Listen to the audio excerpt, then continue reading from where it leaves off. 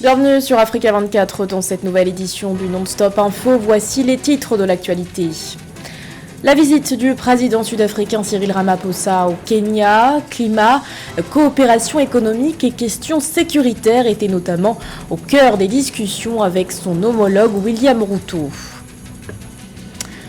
Les ambitions du Zimbabwe en matière de production de blé. Le pays s'attend à ce que la récolte céréalière se chiffre à 380 000 tonnes de blé d'ici la fin de l'année. Et puis focus sur les inondations sans précédent qui affectent le continent. Conséquence, près de 2,5 millions d'hectares de terre ont été submergés à travers l'Afrique de l'Ouest et du Centre. Les détails à suivre dans ce journal. Mais tout d'abord, la réaction des opposants nigériens après la fin de l'opération Barkhane officialisée ce 9 novembre.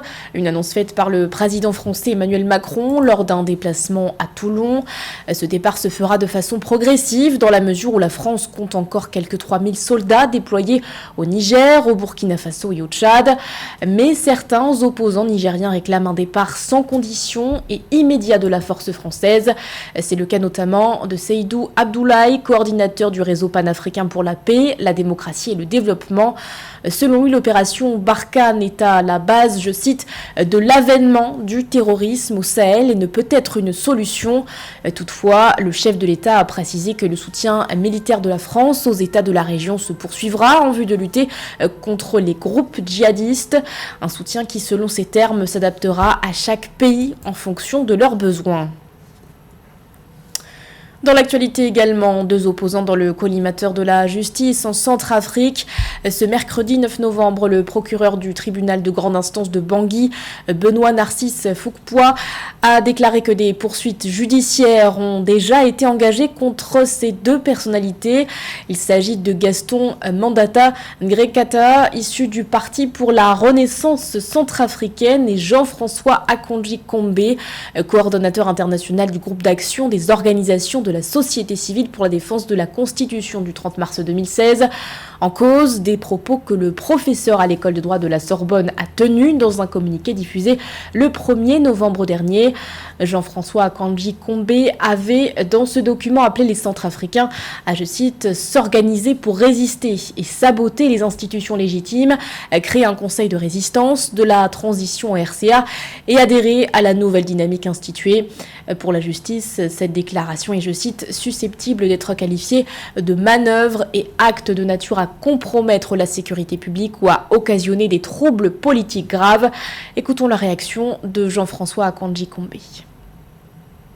Pour nous, les quatre mis en cause, à savoir le professeur Ngrekata, le pasteur Mbaye-Kassi, M. Maïté et moi-même, la procédure qui a été lancée par M. Touadéra à travers cette énième manipulation de la justice, cette procédure n'est qu'un non-événement. J'irai même plus loin, jusqu'à dire que nous nous réjouissons que le régime montre ainsi sa vraie nature à la face du monde. Un système dans lequel un président illégitime pour avoir décidé de marcher sur la Constitution et de vassaliser la Cour constitutionnelle va se liguer à un chef sanguinaire de groupe armé qui incarne la justice. Pour faire quoi? Pour exécuter les injonctions de la plateforme de ceux-là même qui avaient promis la mort à la présidente de la Cour constitutionnelle.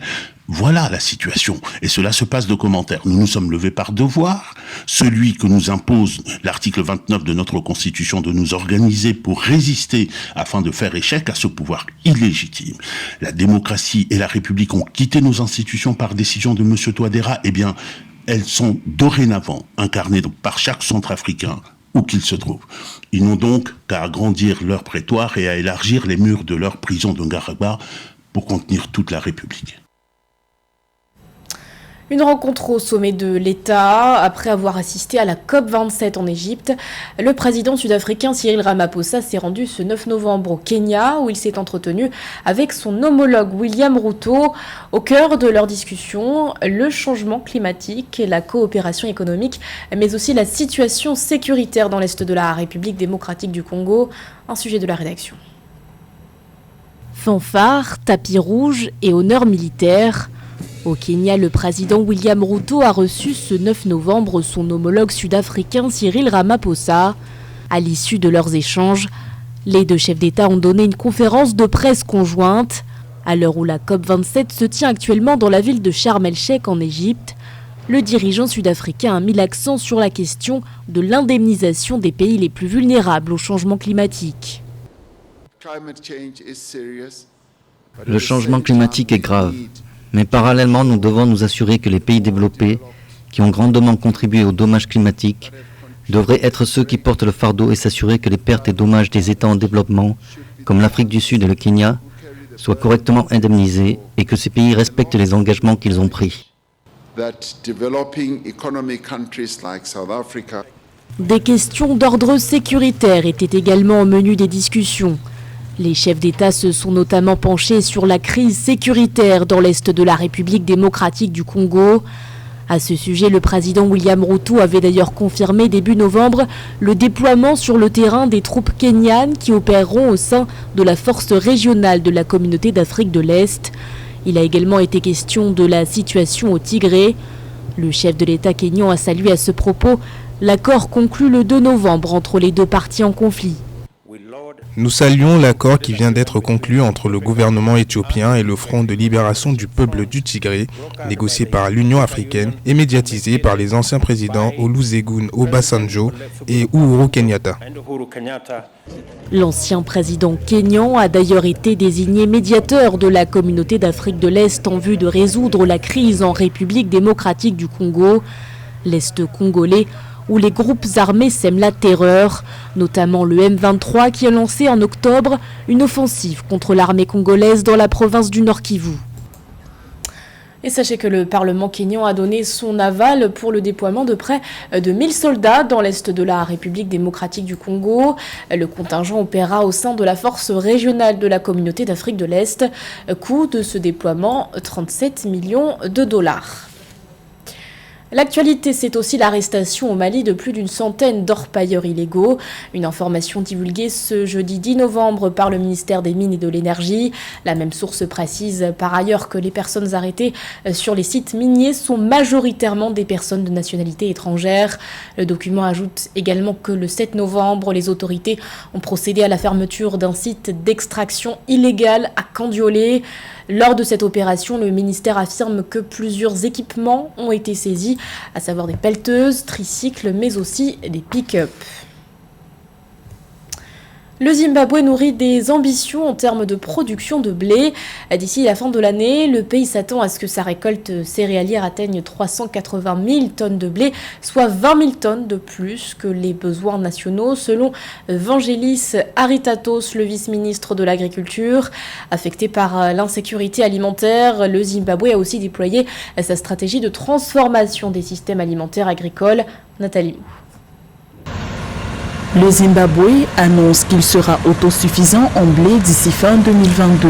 Le gouvernement zimbabwéen prévoit une récolte de 380 000 tonnes de blé, soit 20 000 tonnes de plus que les besoins nationaux de cette denrée céréalière. Confronté à la hausse du prix des aliments depuis mars 2022, le Zimbabwe a décidé de développer le potentiel agricole local pour augmenter ses réserves nationales qui devraient atteindre 13 mois d'approvisionnement en blé dès la fin de cette année.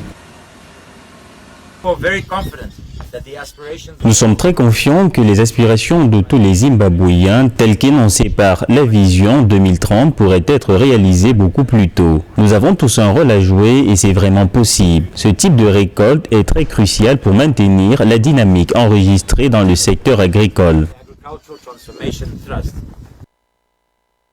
La hausse de la production de blé au Zimbabwe est le résultat de la mise en œuvre d'un partenariat public-privé impulsé par le gouvernement. Cette initiative a permis d'augmenter la surface cultivée, passée de 66 000 hectares en 2021 à 79 000 hectares en 2022. Parallèlement, l'exécutif zimbabwéen impose au secteur privé d'acheter 40% du blé sur le marché local, un pourcentage qui pourrait passer à 60% en 2023.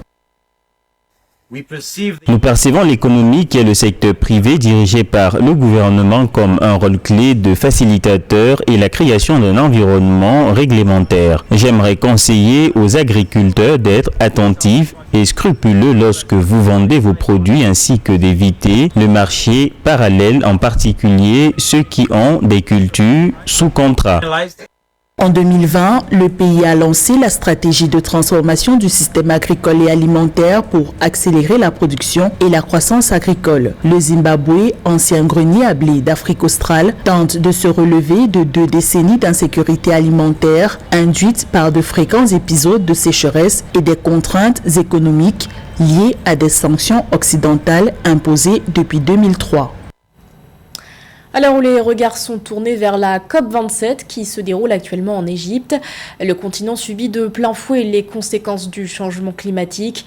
À travers l'Afrique de l'Ouest et du Centre, on dénombre près de 2,5 millions d'hectares de terre submergés à la suite d'inondations sans précédent. Une situation critique qui menace la sécurité alimentaire des habitants de ces régions. Corinne Camdem. Pour récolter son sorgho, Kouman Lévis patauge maintenant dans des eaux jusqu'aux genoux. Des semaines après les dernières fortes pluies, sa ferme au sud de la capitale tchadienne Djamena reste submergée. On retrouve le même scénario à travers l'Afrique de l'Ouest et du Centre, où des inondations sans précédent menacent la sécurité alimentaire pour les années à venir.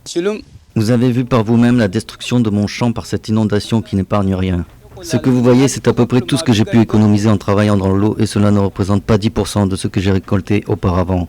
C'est pareil pour tous les agriculteurs ici. Je ne sais pas comment nous allons nous débrouiller, mais les prochains jours vont être difficiles car notre village est également inondé.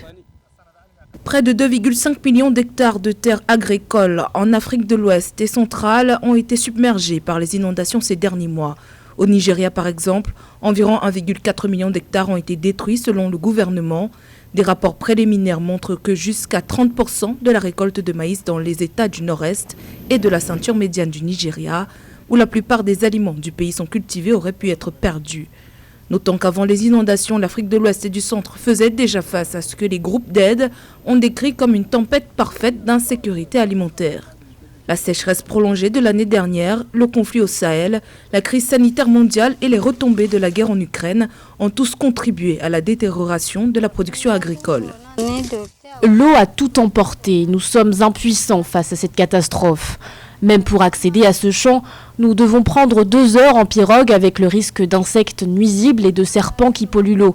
Ce que j'ai pu sauver du champ ne peut pas nourrir ma famille pendant 1 mois et nous ne pouvons pas nous permettre d'acheter du sorgho sur le marché. Ce qui est certain, c'est que nous mourrons de faim en hiver. L'Afrique, continent qui pollue le moins, subit de plein fouet les effets du réchauffement climatique. La sécurité alimentaire du continent est en danger. Par ailleurs, avec la baisse de la production, le coût des aliments a augmenté. Pour Macky Sall, président du Sénégal et également président en exercice de l'Union africaine, l'heure est grave. Présent à la COP27 qui se déroule actuellement à Sharm el-Sheikh en Égypte, ce dernier a plaidé pour une solidarité internationale et a appelé les pays pollueurs à tenir leurs engagements financiers dans la lutte contre le réchauffement climatique. Plus que quelques jours avant l'ouverture de la Coupe du Monde de football au Qatar, une compétition qui verra la participation de 5 sélections africaines dont le Cameroun, le Sénégal ou encore le Maroc.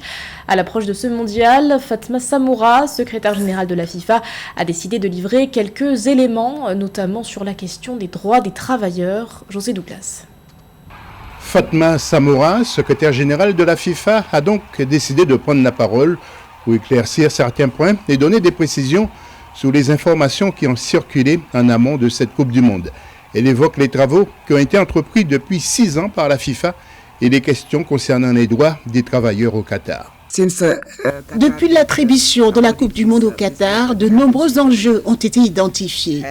En 6 ans, des mesures ont été prises et surtout, avouons-le, par la nouvelle direction de la FIFA.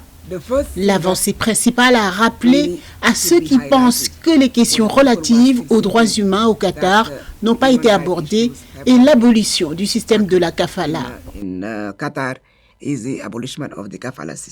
Des contrôles ont été opérés pour veiller sur la protection des ouvriers qui ont construit les stades et les infrastructures relatives à l'organisation de ce mondial.